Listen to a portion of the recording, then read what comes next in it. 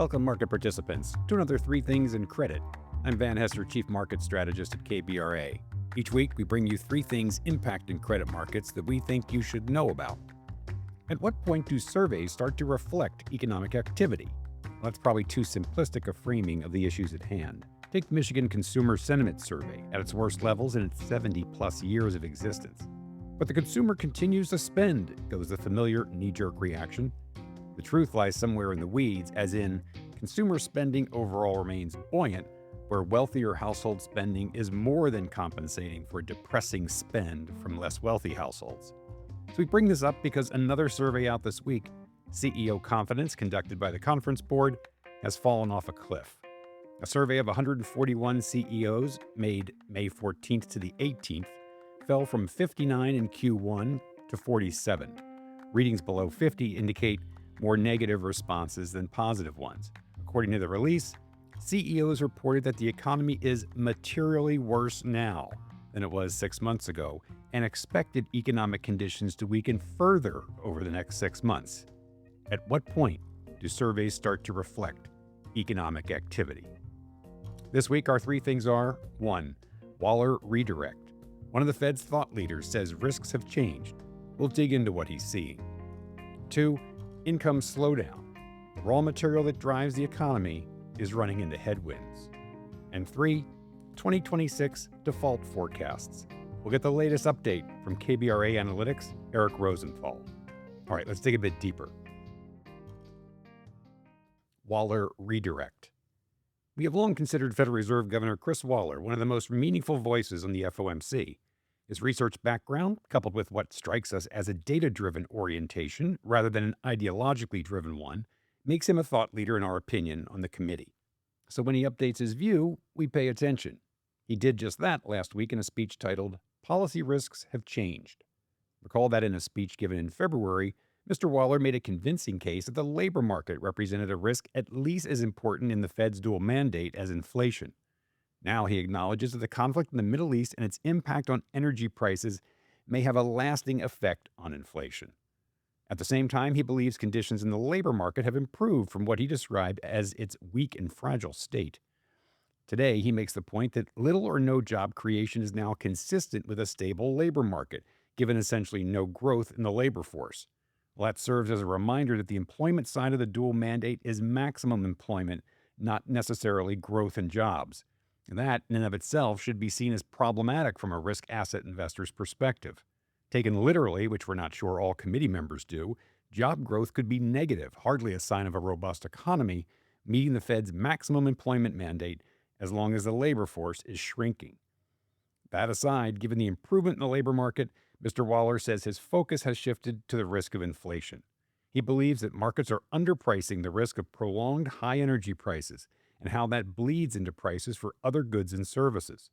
How the events in the Middle East are just the latest in a series of supply shocks that can transform transitory inflation into something more permanent, unanchoring inflation expectations.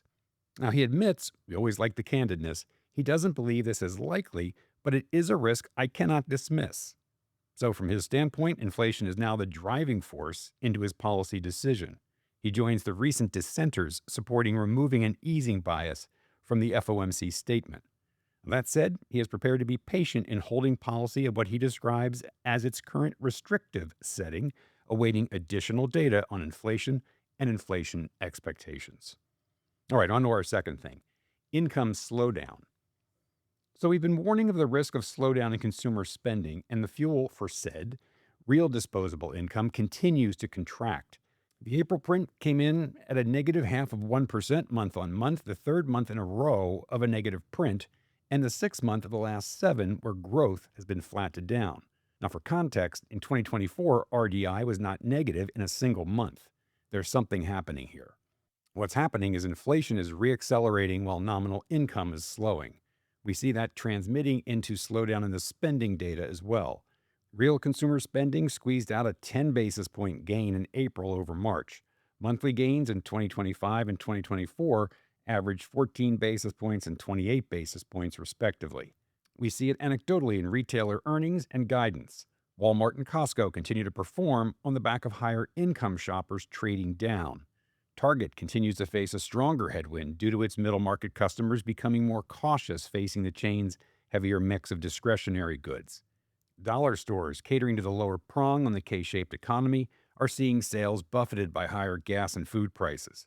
Now, putting the consumer pieces together, we have a low rate of unemployment, but little job growth and slowing wage growth. We have the savings rate running down and borrowing ticking up. We continue to see strong stock market gains. Add it all up, and the K-shaped consumer remains very much in evidence, and that K is getting smaller in totality on the margin. We see that in the macro data, with real consumer spending dropping to 1.4% sequentially in Q1, the lowest level since 2022 if you take out last year's tariff-impacted Q1. Now, we don't want to overstate the risk here, but with consumer spending representing upwards of 70% of economic output, and that bottom prong on the K, the bottom 60% of income earners, representing a not insignificant 39% of total consumer spending, the margin of error in the economy has gotten a bit smaller. All right, on to our third thing, 2026 default forecasts. Joining me once again is Eric Rosenthal from KBRA Analytics, who tracks defaults across broadly syndicated loans, high-yield bonds, and direct lending. Eric generates our default forecast as part of his work with KBRA DLD, our direct lending news and analytical platform. Today we'll discuss changes to Eric's 2026 direct lending default forecast following BDC reporting for the fourth quarter of 25 and Q1 26 results. Eric, welcome back to the podcast. Thanks, Van. I was worried you wouldn't invite me back after the Knicks embarrassed your Sixers. Well, you're right. That wasn't fun. By the way, how are your Mets doing? Yeah, this is probably the right time to turn to defaults. Yeah, fair enough. All right, so direct lending loan quality has emerged as one of the most hotly debated topics across really all financial markets in 2026. Your preliminary 2026 direct lending default forecast was 2%, representing $5.6 billion of volume. Where do you stand today? Yeah, so we are now forecasting a 2.5% default rate based on $7.6 billion of volume. The primary changes reflect the inclusion of Affordable Care and Dental Care Alliance, both of which are undergoing impending restructurings. Now, these two healthcare companies were each marked above 90 at the time of the original forecast. In addition, 4840 Solutions, that's a pallet management and recycling company, restructured in January rather than at year-end 2025 as previously expected. Collectively, these three issuers contribute approximately $1.2 billion of additional default volume. All right, I got it. So what about your default radar, which tracks the particularly vulnerable credits in the market? I assume that total increased as well. Exactly. That is the other driver behind the higher projected forecast. Default radar volume has increased by more than $3 billion since the year-end 2025, and now totals $17.3 billion based on BDC holdings. The more worrisome red list, that now stands at $10.9 billion across 168 issuers. Okay, so how about from a sector standpoint? Healthcare has clearly moved higher, as you discussed earlier. What is that now, and any others of note? Yeah, so healthcare is now projected at a 3.5% default rate, up from the earlier 2% forecast. That equates to roughly $1.6 billion of volume, or approximately 4 times last year's total. Industrial and manufacturing is also expected to see a roughly 4-fold increase in default volume versus last year. The sector's 2026 default forecast has increased to 4.5% from the prior 3% projection. Consumer posted the highest default volume in 2025. While default activity is again expected to remain elevated, the total impacted volume should decline. Even so, the sector 2026 forecast, that was raised to 3% from the original 2.5% estimate. I got it. Now, what about that elephant in the room? I noticed you didn't mention software. What are you forecasting for software? Right, so the software forecast remains unchanged, still at 2.5%. Previously forecasted Medallia is expected to account for more than 80% of the sector's $2.3 billion in 2026 default volume. Now, while the sector is anticipated to generate roughly 10 defaults, most are expected to be relatively small. Given the software universe, which exceeds $100 billion, additional large defaults will be required to materially move the needle this year. Furthermore, the market is coming to an understanding that not all software firms are distressed, and far from it, and not all defaults happen at once. Given the impact of AI on the sector, we will watch this closely, but sectors suffering a shock tend to absorb that impact over time. So these are still early days in terms of the ultimate default impact to the sector. All right. Well, you also showed a lower middle market default rate of 3%. Did that change? And how is that tracked? So yeah, the lower middle market index, which consists of roughly 800 borrowers totaling 20 billion, and that represents a subset of the 3,000 issuers and 300 billion within the KBRA DLD direct lending index. The lower middle market segment is derived from 12 BDCs that really just focus on that space. Now, regarding the forecast, the expected 2026 default rate has actually declined to 2.25% from the earlier 3% projection. Now, speaking of software firms, Better Cloud's anticipated 2026 restructuring ultimately occurred in 2025, removing more than 175 million of projected default volume from this year's forecast.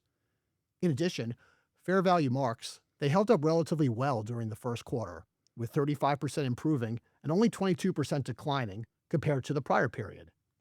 And it's also worth noting that only 4 of the 25 defaults that have thus far been recorded in this year involved lower middle market issuers. All right, so let's move on to implied recoveries. Is that still a bigger concern than the default rate itself? Yes, the weighted implied recovery forecast, now that remains at 50%, but on an unweighted basis, the results are expected to be materially lower. We're looking at about 36%. And the primary driver, it's the default radar red list, where the majority of the projected defaults are concentrated. Now, the average mark for those issuers is currently 55%, but those levels continue to trend lower. In fact, approximately 20% are already marked at 30 or below. So these low levels, they typically reflect idiosyncratic factors, but they also suggest that issuers not seen as winners will suffer. I got it. Lastly, how about a quick update on broadly syndicated loans and high yield? How are those markets tracking relative to your 2026 default forecasts of 3% and 1.75%, respectively? So we remain on pace in both markets. For broadly syndicated loans, the forecast called for 47 billion in default volume, and year-to-date activity, that stands at 23 billion. For high yield, the forecast called for 25 billion in default volume, and year-to-date activity, that stands at nearly 11 billion. But it is worth mentioning as kind of an overarching comment, the default rates across the various markets, they're relatively well behaved, reflecting the still solid economy and favorable rate environment. All right, terrific. Thank you, Eric, for walking us through that updated forecast. Can you remind our listeners where they can find your research? Sure, you can follow KBRA DLD on LinkedIn, and to receive our defaults weekly in your inbox or access all our reports on liquid credit and direct lending, contact Nikki Messino. That's niki.masino@kbra.com. All right, I think that's going to be a wrap. Thanks for dropping by, Eric. We'll check your forecast as we always do and look forward to your updates in the future. Sounds great. Thanks, Van.